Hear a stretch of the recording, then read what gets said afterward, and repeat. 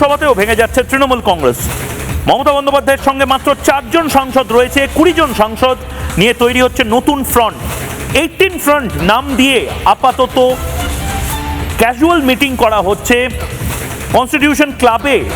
বেশ কিছু এমপি, আপনারা জানেন কনস্টিটিউশন ক্লাব সাংসদদের মূলত আড্ডা মারার জায়গা, বা সেখানে বিভিন্ন মিটিং প্রেস কনফারেন্স করা যায়, সেখানে খাওয়া দাওয়া করা যায়।